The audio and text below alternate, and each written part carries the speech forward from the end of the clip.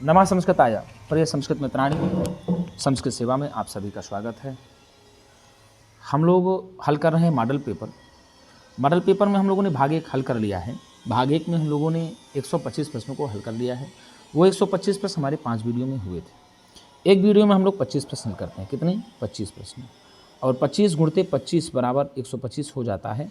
तो 5 वीडियो लगता है हम लोग को हल करने में। आज उसी वीडियो का हम लोग दूसरा भाग लेकर के आए हैं।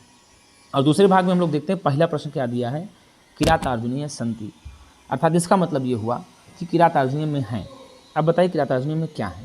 विरामाः क्या विराम है, अंकाः क्या अंक हैं, या निःश्वासाः क्या निःश्वास हैं, सर्गाः क्या सर्ग हैं। तो आपको बता दें किरातार्जुनीय में सर्ग हैं।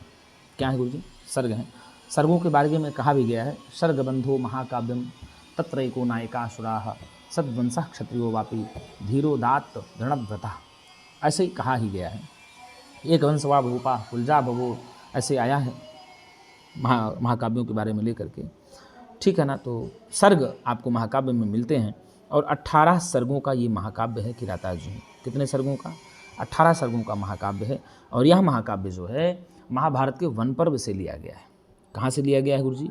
महाभारत के वन पर्व से लिया गया है। इसके जो नायक हैं वो मध्यम पांडव अर्जुन हैं। कौन है गुरुजी? इसके नायक हैं मध्यम पांडव अर्जुन हैं, नायिका द्रौपदी हैं। कौन है गुरुजी? नायिका द्रौपदी हैं। और बता दें इसमें हस्तिनापुर से वो सारा वृत्तांत जान करके द्वैत वन में युधिष्ठिर से मिलने वनेचर आता है। और वनेचर शुरुआत प्रारंभ वही करता है और वस्तु निर्देशात्मक मंगलाचरण है। कौन सा है? वस्तु निर्देशात्मक मंगलाचरण है इसमें। और एक बता दें कि महाकवि भारव की एकमात्र कृति है। क्या है? महाकवि भारव की एकमात्र कृति है किरातार्जुनीय महाकाव्य। और प्रथम सर्ग आपको पढ़ना है यूपीटीजीटी के लिए। प्रथम सर्ग में भी श्लोकों की संख्या है 46। कितने श्लोकों की संख्या? 46 है गुरुजी। तो इस प्रकार से अगर पूछा जाए किरातार्जुनीय संति, किरातार्जुनीय में क्या है? महाभारत सर्ग हैं। क्या हैं? सर्ग हैं 18 सर्ग हैं। कितने सर्ग हैं? 18 सर्ग हैं। बृहत्त्रयी के अंतर्गत यह आने वाला महाकाव्य है किरातार्जुनीय। बृहत्त्रयी के अंतर्गत 3 महाकाव्य आते हैं। पहला नंबर में किरातार्जुनीय आता है, दूसरे में आता है आपका जो है शिशुपाल वधम। कौन सा आता है? शिशुपाल वधम। और तीसरे में आता है नैषधीय चरितम। कौन सा गुरुजी? नैषधीय चरितम आता है तीसरे नंबर में, ठीक है। तो किरातार्जुनीय महाकवि भारव की रचना हो गई। शिशुपाल वध महाकाव्य है, ये भी जो है 20 सर्गों का महाकाव्य है और महाकवि माघ की रचना है। और नैषधीय चरितम श्रीहर्ष की रचना है, 22 सर्गों का महाकाव्य है। तो इस प्रकार से इसको कहा जा सकता है। तो इसका उत्तर हो जाएगा डी। अब बता दें जो अंक आता है, अंक नाटकों में आपको मिलेगा। अंक जैसे आप किरातार्जुनीय पढ़ते हैं, आप अभिज्ञान शाकुंतलम 7 अंकों का नाटक है, उत्तर रामचरितम भी 7 अंकों का नाटक है। तो अंक आपको नाटकों में मिलता है। और विराम निःश्वासा, तो बता दें आपको, आप लोगों ने पढ़ा है, अंबिका दत्त व्यास द्वारा रचित है ऐतिहासिक उपन्यास जिसका नाम है शिवराज विजय महाकाव्य, ठीक है ना। इसको ऐतिहासिक उपन्यास भी कहा जाता है। इसके रचनाकार ही हैं अंबिका दत्त व्यास जी। और इसमें बता दें आपको 3 विराम। कितने? 3 विराम और 12 निःश्वास हैं। कितने हैं? 3 विराम और 12 निःश्वासों में ही अंबिका दत्त व्यास द्वारा रचित जो है ऐतिहासिक उपन्यास है, ठीक है ना। तो 3 विराम है उसमें, 12 निःश्वास हैं। तो इस प्रकार से उत्तर यदि आपसे पूछता है कि इसका उत्तर क्या हुआ, तो आप डी उत्तर इसका लगा देंगे। आइए आगे देख लेते हैं क्या दिया। आगे दिया हन्तैकस्मिन् क्वचिदपि नते चंडी सादृश्यमस्ति अत्र चंडी इति पदम प्रयुक्तम अस्ति। यहाँ पर चंडी पद किसके लिए प्रयुक्त है ऐसा कहा गया है? क्या गौरीयई, क्या गौरी के लिए कहा गया है? दुर्गायई, क्या दुर्गा के लिए प्रयुक्त है? यक्षिण्यई, क्या यक्षिणी के लिए प्रयुक्त है? क्या विद्युते, क्या विद्युत के लिए प्रयुक्त है? तो यहाँ हो जाएगा यक्षिण्यई। हन्तैकस्मिन् क्वचिदपि नते चंडी सादृश्यमस्ति। हे चंडी, हे चंडी ते सादृश्यम ना क्वचिदपि एकस्मिन। अरे चंडी, तुम्हारे जैसा कोई भी इस जगत में नहीं है, संसार में नहीं है। हाय अत्र चंडी इति पदम प्रयुक्तम अस्ति। तो यहाँ पर चंडी जो है यक्ष अपनी प्रियतमा यक्षिणी के लिए प्रयोग करता है। तो उत्तर आपका चला जाएगा 2 का सी उत्तर आपका चला जाएगा। आगे देख लेते हैं क्या दिया। आगे दिया येन श्यामं वपुरतीतरां कान्तिमापत्स्यते ते। अत्र वपुः इत्यस्य लिंगं किम्? यहाँ पर वपु का कौन सा लिंग होगा बताइए, वपु किस लिंग में है? क्या स्त्रीलिंग में है? क्या पुल्लिंगम? क्या पुल्लिंग में है? क्या नपुंसक लिंगम? क्या नपुंसक लिंग में है? क्या उपर्युक्त सर्वम? क्या इन सभी में है? क्या तो नपुंसक लिंग में है। किस लिंग में है गुरुजी? नपुंसक लिंग में हो जाता है। वपुः वपसी वपुंस रूप चलता है। क्या चलता है? वपुः वपसी वपुंस रूप चलता है। ये न श्याम, जिसके द्वारा अत्यंत श्याम वर्ण का यह तुम्हारा शरीर बहुत अधिक कांति को प्राप्त हो जाएगा, शोभा को प्राप्त हो जाएगा, ऐसा कहा गया। तो उत्तर आपका सी फॉर करेक्ट हो जाएगा। आइए आगे देख लेते हैं प्रश्न क्या दिया। आगे प्रश्न दिया कीदृशः राजा त्रैलोकदर्शीव सिद्धादेशा भवति। किस प्रकार का राजा त्रैलोकदर्शी के समान सिद्धादेश होता है, सिद्ध होता है? बताइए। मदपूर्ण, क्या मद से पूर्ण राजा? क्या अहंकार युक्त, क्या अहंकार से युक्त राजा? त्रिलोक का दर्शा होता है, दृष्टा होता है, सिद्धादेश होता है, या स्नान करता है, क्या स्नान करता होता है, स्नान किया हुआ राजा, या आरूढ़ प्रतापो? तो भैया वहाँ पंक्ति ही आई है, आरूढ़ प्रतापो ही राजा, ठीक है ना, आरूढ़ प्रतापो ही राजा, सिंहासनारूढ़ राजा। आप जैसे राजा त्रैलोकदर्शी और सिद्धादेश होते हैं, ऐसा कहते हैं। आपको बता दें गुरुजी कि ये आपके जो सुकनाथ जी हैं वो चंद्रापीठ को उपदेश करते हुए बोलते हैं। तो आरूढ़ प्रतापा हो जाएगा, तो 4 का आपका उत्तर डी युक्त हो जाएगा, सही हो जाएगा। आइए आगे देखते हैं। आगे दिया है कादम्बर्याम कतीनाम जन्मानाम कथा वर्तते। कादम्बरी में कितने जन्मों की कथा वर्णित है? बताइए, कादम्बरी में कितने जन्मों की कथा का प्रयोग किया गया है? क्या द्वयोः जन्मनोः, क्या 2 जन्मों का किया गया है? क्या त्रयणाम जन्मानाम, क्या 3 जन्मों का किया गया है? क्या चतुर्नाम जन्मनाम, क्या 4 जन्मों की कथा का वर्णन किया गया है? या एकस्य जन्मनः, क्या 1 जन्मों की? तो भैया बता दें आपको 3 जन्मों की कथा है। चंद्रापीठ, चंद्रमा, शूद्रक। क्या है? चंद्रापीठ, चंद्रमा,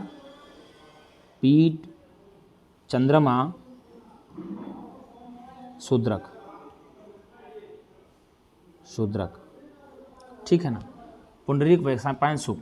तो चंद्रापीठ, चंद्रमा, शूद्रक, ये हो जाता है। 3 जन्मों की कथा का वर्णन है। तो त्रयाणाम जन्मनाम वर्णनम वर्तते। तो कादम्बरी में 3 जन्मों की कथा का वर्णन है। कादम्बरी किसकी रचना है? तो बाणभट्ट की रचना है। किसकी है? महाकवि बाणभट्ट की रचना है। किसके गुरुजी? महाकवि बाणभट्ट की रचना है। बाणभट्ट के बारे में कहा भी गया है बाणोच्छिष्टम जगत सर्वम, ठीक है। बाणभट्ट ने, कहा भी जाता है कि बाणभट्ट ने इसको जो है पूर्वार्ध भाग ही लिख पाया था, और पूर्वार्ध भाग के बाद किंवदंतियाँ मिलती हैं कि बाणभट्ट की मृत्यु हो गई थी। उनके पुत्र रहे भूषण भट्ट, पुलिंद भट्ट के नाम से जाने जाते हैं। इसकी कथा को पूरा किया था पुलिंद भट्ट ने। और पूर्वार्ध उत्तरार्ध 2 भागों में कादम्बरी कथा की रचना की गई है। यहाँ शूद्रक और वैशंपायन आदि की 3 जन्मों की कथा का वर्णन है। तो आपका उत्तर सीधे सीधे चला जाएगा, त्रयाणाम जन्मनाम कथायाः वर्णनम वर्तते। आगे दिया, क्या दिया? उत्तर रामचरितस्य तृतीयांकानुसारेण उचितम विकल्पम चुनतो। उत्तर रामचरितम के 3य अंक के अनुसार उचित विकल्प को चुनिए। उत्तर रामचरितम के 3य अंक के अनुसार उचित विकल्प को चुनिए। तो कपींद्रः को किससे मिलाएंगे? तो भैया कपींद्रः को मिलाएंगे सुग्रीव से मिलाएंगे। और सौमित्र को लक्ष्मणा से मिलाएंगे। और विश्वकर्म तनया किससे मिलाएंगे? नलनीलौ। पत्रिणाम सराणाम। तो आप देख लीजिए, यहाँ 1 को आपने 4 से मिलाया, 2 को आपने 1 से मिलाया, विश्वकर्म तनया 2 से मिलाया, और पत्रिणाम को 3 से मिला। तो 4 1 2 3 कहीं है, 4 1 2 3 आपका उत्तर सी सही हो जाएगा। सी फॉर करेक्ट आपका उत्तर सही हो जाएगा। आइए आगे देख लेते हैं क्या। आकर्षाद्भिः पद्मकिंजल्क गंधान अत्र रेखांकित पदे प्रकृति प्रत्ययोस्ति। यहाँ पर आकर्षद्भिः, इस पद में पद्मकिंजल्क गंधान, ठीक है ना, आकर्षद्भिः पद में कौन सा प्रकृति प्रत्यय होगा? बताइए। आकर्षकता तृतीया बहुवचन होगा क्या? क्या आशद शत्रु तृतीया बहुवचनम होगा क्या? क्या आकृष शत्रु तृतीया विभक्ति बहुवचन होगा क्या? क्या आकर्ष शत्रु तृतीया विभक्ति बहुवचन होगा क्या? तो यहाँ होगा आकृष शत्रु तृतीया बहुवचनम। सी आपका उत्तर सही हो जाएगा। आगे दिया किरातार्जुनीय कति सर्गाः सन्ति। किरातार्जुनी में कितने सर्ग हैं? क्या 22 सर्ग हैं क्या? क्या 20 सर्ग हैं क्या? क्या 18 सर्ग हैं क्या? क्या 12 सर्ग हैं क्या? तो भैया किरातार्जुनी में 18 सर्ग हैं। सर्गबंधो महाकाव्यम तत्रैको नायकास्यः सद्वंशा क्षत्रियो वापि धीरोदात्र दृढ़व्रतः। ठीक है, ऐसे ही कहा जाता है। 18 सर्गों का महाकाव्य है किरातार्जुनीयम। 22 सर्गों का महाकाव्य है नैषधीय चरितम। कौन सा है गुरुजी? नैषधीय चरितम 22 सर्गों का महाकाव्य है। कितने सर्गों का? 22 सर्गों का। शिशुपाल वधम महाकाव्य है 20 सर्गों का। कौन सा? यदि आपसे पूछ ले 20 सर्ग का कौन है? शिशुपाल वधम महाकाव्य है। 22 सर्गों का कौन सा है? तो नैषधीय चरितम महाकाव्य है। और 18 सर्गों का कौन सा है? तो आप बताएंगे किरातार्जुनीयम महाकाव्य है। तो किरातार्जुनीयम में 18 सर्ग हैं, आपका उत्तर सी का ही हो जाएगा। आइए आगे देख लेते हैं। कादम्बर्याम कादम्बरी आसीत। कादम्बरी में कादम्बरी कौन थी? नायकस्य प्रेमिका, क्या नायक की प्रेमिका थी क्या? प्रतिहारी, क्या प्रतिहारी थी क्या? सेविका, सेविका थी क्या? नटी थी क्या? बताइए कादम्बरी कौन थी? तो भैया नायक की प्रेमिका थी। कादम्बरी नायक की प्रेमिका थी, तो आपका उत्तर ए सही हो जाएगा। आइए आगे देख लेते हैं। आगे दिया सापस्यांते विगलित शुचा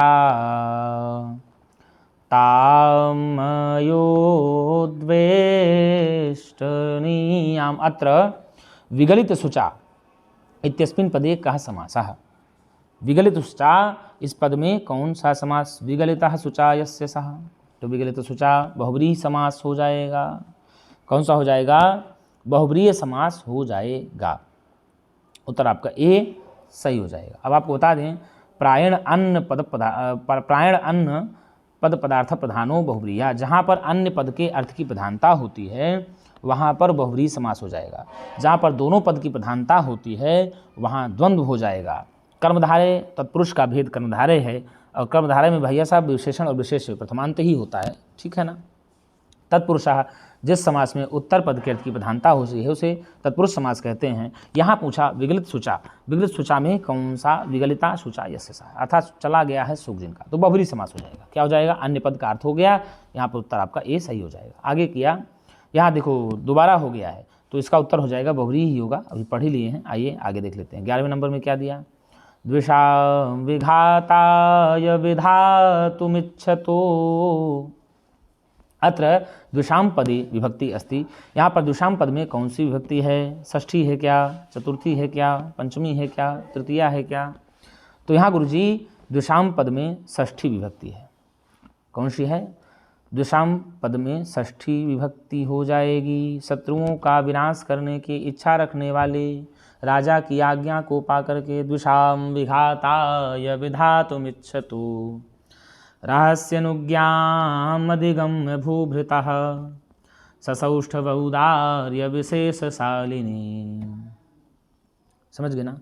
विनिश्चितार्थामिति वाचमादधि। तो भाई साहब विधातुम इच्छतः विघाताय द्विषाम, अर्थात यही कहा शत्रुओं के विनाश करने की इच्छा रखने वाले राजा की आज्ञा को पाकर के वह एकांत में वनेचर पूरी कहानी को बता देता है। तो यहाँ पर षष्ठी व्यक्ति एक वचन हो जाएगा। ठीक है, द्विषाम षष्ठी व्यक्ति बहुवचन, क्षमताम षष्ठी हो जाएगा। आगे दिया चंद्रापीडः कस्योपदेशम शृणोति। चंद्रापीड किसके उपदेश को सुनता है? क्या तारापीडस्य, क्या तारापीड के उपदेश को सुनता है? वैशंपायनस्य, का वैशंपायन के उपदेश को सुनता है? सुकनासस्य, क्या सुकनास के उपदेश को सुनता है? या गंधर्वराजस्य, क्या गंधर्वराज के उपदेश को सुनता है? तो चंद्रापीड जो है सुकनास के उपदेश को सुनता है। किसके उपदेश को? सुकनास के उपदेश को सुनता है। सुकनास जी उपदेश करते हैं चंद्रापीड को। तो उत्तर यहाँ पर आपका 12 का सी सही हो जाएगा। आगे दिया वाचालम माम न खलु सुभगम अन्य भावः करोति इमाम पंक्तिम कह कम वदति। इस पंक्ति को कौन किसके प्रति बोलता है? क्या वासंती रामम, वासंती राम के प्रति बोलती हैं क्या? सारंगरवः दुष्यंतम, क्या सारंगरव दुष्यंत के प्रति बोलते हैं क्या? या यवन युवकः गौरसिंहम, क्या यवन युवक गौरसिंह के प्रति बोलता है क्या? यक्षः मेघम, क्या यक्ष मेघ के प्रति बोलता है क्या? तो बिल्कुल भैया यहाँ पर यक्ष मेघ के प्रति बोलता है। कौन बोलता है भैया? यहाँ पर यक्ष मेघ के प्रति बोलता है। माम वाचालम न खलु, मैं मुझको वाचाल मत समझिए, मुझको वाचाल मत समझिए। शुभगम अन्य भावः करोति, यह तो मेरा अन्य भाव ही है, ऐसा तो यक्ष मेघ से कहता है। तो उत्तर आपका डी चला जाएगा। आगे दिया आविर्भूत प्रथम मुकुलाः कंदलिश्चानुकच्छम अत्र अनुकच्छम इत्यस्मिन् पदे कः समासः। यहाँ पर अनुकच्छम पद में कौन सा समास होगा? क्या बहुव्रीहि समास? क्या बहुव्रीहि समास होगा? क्या अव्ययीभावः समास? अव्ययीभाव समास हो जाएगा। द्वंद्वः द्वंद्व समास होगा क्या? तत्पुरुष समासः? क्या तत्पुरुष समास होगा क्या? तो भैया अनु है, उपसर्ग है, अव्यय है, तो अव्ययीभाव समास हो जाएगा। कौन सा होगा? अव्ययीभाव समास हो जाएगा। ठीक है ना। आइए आगे देख लेते हैं क्या दिया है प्रश्न। वह गाय से दूध दुहता है, वह गाय से दूध दुहता है इत्यस्य शुद्धानुवादः कः। इसका शुद्ध अनुवाद क्या होगा? बताइए क्या होगा। सः पयम गाम दोग्धी, सः गोभी पयम दोहति, सः गाम पयः दोग्धी, सः गाम पया दहति। भैया सः गाम पया दोग्धी आपको बता दें अकथितंचा सूत्र है, इसी में दुकर्मक धातुएं आती हैं। दुह याच पच दंडुधि प्रच्छ चिब्रू सासु जी मथमुषाम। तो दुहयाच पच दंडु दुह धातु है, तो दोग्धी है तो द्वितीय हो जाएगा। सह गाम पया दोग्धी आपका उत्तर सी फॉर करेक्ट सही हो जाएगा। आगे दिया मनीष मेरा मित्र है, तो इत्यस्य संस्कृतानुवादः कहा। इसका संस्कृत अनुवाद क्या होगा? मनीषः मम मित्रम अस्ति, या मनीष मम मित्रः अस्ति, या मनीषः मम मित्रम अस्ति ये होगा, या मनीषः मया मित्रः अस्ति ये होगा। तो यहाँ पर उत्तर हो जाएगा मनीषः मम मित्रम अस्ति। यहाँ आप पढ़ेंगे अस्मत् शब्द का रूप, तो षष्ठी विभक्ति में मम बनता है। क्या बनता है? मम बनता है। वैकल्पिक में भी बनता है। तो अस्मत् शब्द का रूप पहले हम लोग पढ़ लेते हैं, एक वचन पहले पढ़ते हैं। अहम माम मया मह्यम मत मम मयि, अहम माम मया मह्यम मत मम मयि। तो यहाँ मम है, क्या है? मम है, ये नहीं होगा, ये ध्यान रखिएगा। तो मम जो है मनीषा मम मित्रम अस्ति, यहाँ मित्रम में माँ में हलंत इसलिए सही हो जाएगा क्योंकि आगे स्वर है। ठीक है ना। यदि व्यंजन के बाद आगे स्वर आता है तो माँ हलंत रहेगा, मोनुस्वारा सूत्र का नियम लगता है, आप लोग देख लीजिएगा। तो मनीषा मम मित्रम अस्ति आपका उत्तर सी फॉर करेक्ट सही हो जाएगा। क्या हो जाएगा गुरुजी? सी आपका उत्तर सही हो जाएगा। आगे क्या कहा? हितम मनोहारी च दुर्लभम वचः। हितकारी और मनोहारी जो वाणी होती है वह बड़ी दुर्लभ होती है। हितकारी और मनोहारी बातें बड़ी ही दुर्लभ होती हैं। कस्य उक्तिरियम, यह उक्ति किसकी है? भीष्मस्य भीमस्य, क्या भीम की उक्ति है? वनेचरस्य, क्या वनेचर की उक्ति है? द्रौपद्याः, क्या द्रौपदी की उक्ति है? क्या भर्तृहरि, क्या भर्तृहरि की उक्ति है? तो भैया आपको बता दें यह जो उक्ति है इसको वनेचर बोलता है। कौन बोलता है? वनेचर बोलता है। किससे बोलता है? युधिष्ठिर से बोलता है। क्या बोलता है कि हे राजन, हितकारी और मनोहारी वचन या वाणी बड़ा दुर्लभ होती है, किंतु फिर भी मैं वही बोलूँगा जो आपके लिए हितकर है। तो यहाँ वनेचर कहता है युधिष्ठिर से। किससे कहता है? युधिष्ठिर से कहता है। द्रौपदी किरातार्जुनीय महाकाव्य की नायिका हैं, और भीम जो है जो मध्यम पांडव अर्जुन हैं उनके भाई हैं, और भर्तृहरि की रचना है नीति शतकम, आप लोगों ने पढ़ा है, शतकत्रय के अंतर्गत आने वाला एक ये काव्य है। ठीक है ना, मुक्तक काव्य के अंतर्गत भी। तो इस प्रकार से उत्तर आपका चला जाएगा बी। ठीक, वनेचर से वनेचर की उक्ति है, युधिष्ठिर से कहता है। सुकनासोपदेशः कस्य ग्रंथस्य अंशः अस्ति। सुकनासोपदेश किस ग्रंथ का अंश है? बोलिए रामायण ग्रंथ से। क्या रामायण ग्रंथ का अंश है? कादम्बरी ग्रंथस्य, क्या कादम्बरी ग्रंथ का अंश है? अभिज्ञान शाकुंतलस्य, क्या अभिज्ञान शाकुंतलम नामक ग्रंथ का अंश है? अथवा शिवराज विजय ग्रंथस्य, क्या शिवराज विजय ग्रंथ का अंश है? तो आपको बता दें ये होगा कादम्बरी ग्रंथ का अंश है। सुकनासोपदेश ही कादम्बरी ग्रंथ का अंश माना जाता है, तो उत्तर आपका बी सही हो जाएगा। आइए आगे देख लेते हैं क्या दिया है प्रश्न। आगे प्रश्न दिया अनुक्त कर्मणि का विभक्ति भवति। अनुक्त कर्मणि का विभक्ति भवति, तो इसका मतलब पहले यानी अनुक्त मतलब होता है गौण, जो उक्त ना हो। एक शब्द आता है व्याकरण में उक्त, एक आता है अनुक्त। ठीक, उक्त मतलब कहने का मतलब प्रधान, क्या होगा? प्रधान। और अनुक्त मतलब हो जाएगा गौण। ठीक, उक्त मतलब प्रधान, अनुक्त मतलब गौण हो जाता है।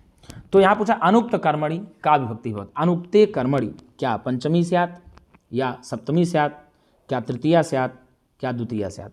तो जब कर्म अप्रधान होगा, जब कर्म अप्रधान होगा तो द्वितीया होगी। अनुक्ते कर्मणि द्वितीया स्यात्।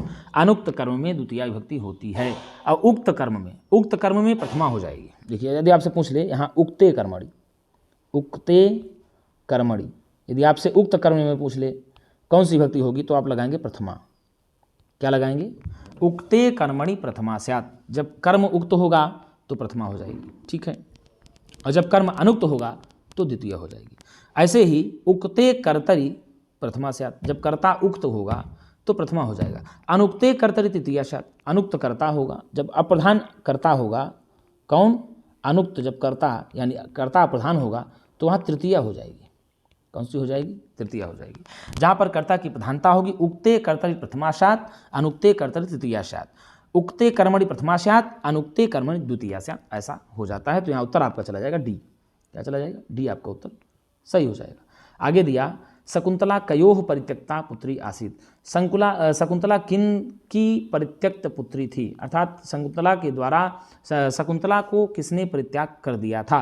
क्या वाल्मीकि मेनकयोः, क्या वाल्मीकि और मेनका की परित्यक्ता पुत्री थी, या लोपामुद्रा अगस्त्ययोः, या लोपामुद्रा अगस्त की परित्यक्ता पुत्री थी, या गौतमी काश्यप ययोः, क्या गौतमी और काश्यप की थी, या मेनका विश्वामित्र योः, क्या मेनका और विश्वामित्र की परित्यक्ता पुत्री थी। तो बिल्कुल सत्य बात है, ऋषि विश्वामित्र और मेनका की ये परित्यक्ता पुत्री थी, ठीक है, जिसको महर्षि कण्व यानी काश्यप जी ने पाला था।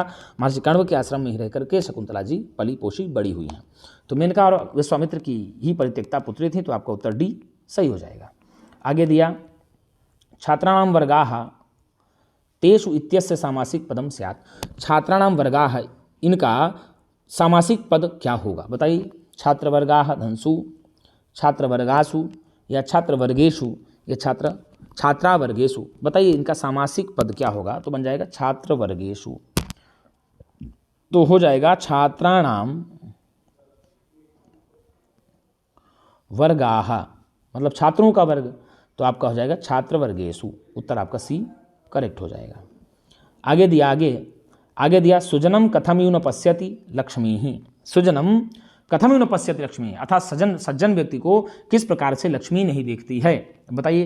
क्या दुःस्वप्नम इव, क्या अनिमित्तम इव, क्या अमंगलम इव, क्या दुष्ट पिशाचिव, किसकी तरह सज्जन व्यक्ति को लक्ष्मी नहीं देखती है। तो अनिमित्तम इव सुजनम न पश्यति, अनिमित्तम इव सुजनम न पश्यति, मतलब अनिमित्त के समान, उसके निमित्त का नहीं है, उस तरह से सज्जन व्यक्ति को लक्ष्मी कभी देखती नहीं है। चलिए आगे देख लेते हैं क्या दिया। 23 नंबर में अव्ययी भाव समासः कस्मिन् लिंगे भवति, अव्ययी भाव समास किस लिंग में होता है, बताइए भैया उत्तर क्या होगा। अव्ययी भाव समास किस लिंग में होता है, क्या पुल्लिंगे, क्या पुल्लिंग में होता है, स्त्रीलिंगे, क्या स्त्रीलिंग में होता है, विकल्प ए एवं बी उभौ अपि दोनों सही होगा, अथवा नपुंसक लिंग में। तो अव्ययी भाव समास किस लिंग में होता है, आप लोग खटाखट उत्तर बताइए। तो जब अव्ययी भाव समास बन जाएगा नपुंसके अव्ययी भाव, अव्ययी भाव समास नपुंसक लिंग में होता है। जैसे आप कहेंगे भाई साहब कि दिनम दिनम प्रति प्रतिदिनम बन गया, दिनम दिनम प्रति प्रतिदिनम हो गया, तो आपका अव्ययी भाव समास नपुंसक लिंग में हो जाता है। आपका उत्तर ए डी सही हो जाएगा। आगे दिया साधकतमं करणम इत्यस्य उदाहरणम किम, साधकतमं करणम, इसका उदाहरण कौन सा होगा। रामेण हतो बाली, रामेण हतो बाली ये होगा क्या। पादेन खंजा, पैर से खंजा होगा क्या। पुत्रेण सह पिता आगतः, पुत्र के साथ पिता आया, ये होगा क्या। कि बाणेन हतो बाली, क्या बाण के द्वारा बाली मारा गया, बताइए इसका उत्तर क्या होगा। तो भैया बाणेन हतो बाली, रामेण बाणेन हतो बाली, राम के द्वारा बाण से बाली मारा गया। तो राम हुआ करता और कर्ता के बाद बाण हुआ, ठीक है ना। तो बाण जो है करण है, साधन है, क्या है, करण साधन है। बाली के मारे जाने का जो मुख्य साधन है वह बाण है। तो इसलिए यहाँ पर इसका उदाहरण सीधा सीधा चला जाएगा, बाणेन हतो बाली, साधकतमं करणम, करण है बाण, बाण जिसके कारण से बाली मारा गया। अब पुत्रेण सह पिता आगतः, एक सूत्र है संयुक्ते प्रधाने, इससे पुत्रेण सह पिता आगता बनेगा। पादेन खंजः एक सूत्र है येनांग विकारः, इससे बन जाएगा पादेन खंजः, ठीक है। सिरसा खलबाटा, ये सब आप उदाहरण खोजेंगे तो आपको मिल जाएगा। तो उत्तर आपका चला जाएगा डी। क्या चला जाएगा गुरुजी, आपका उत्तर डी सही हो जाएगा। आगे दिया शिखया परिव्राजकः, शिखा से कोई सन्यासी है। इत्यत्र किम सूत्रम प्रयुक्तम, अब यहाँ पर कौन सा सूत्र प्रयुक्त है। यतश्च निर्धारणम, क्या ये सूत्र प्रयुक्त है। क्या इत्थम भूत लक्षणे, क्या ये सूत्र प्रयुक्त है। क्या यस्य च भावेन भावलक्षण ये सूत्र प्रयुक्त है? क्या तादर्थ्य चतुर्थी वाच्या क्या ये सूत्र प्रयुक्त है? तो बताइए गुरुजी 25वें का उत्तर आपका क्या जाएगा? तो 25वें का उत्तर जाएगा इत्थम भूत लक्षणे। क्या है? इत्थम भूत लक्षणे, अर्थात शिखा के द्वारा जाना जाता है कि ये जो है सन्यासी है, परिव्राजक है, जैसे आप कहते हैं जटाभिस्तापसा, जटाओं से तपस्वी जान, यतश्च निर्धारणम, जहाँ से किसी समुदाय या व्यक्ति को विशेष बताया जाता है तो उसमें सप्तमी अथवा षष्ठी दोनों हो जाती है। जैसे आप लोगों ने पढ़ा होगा कविषु,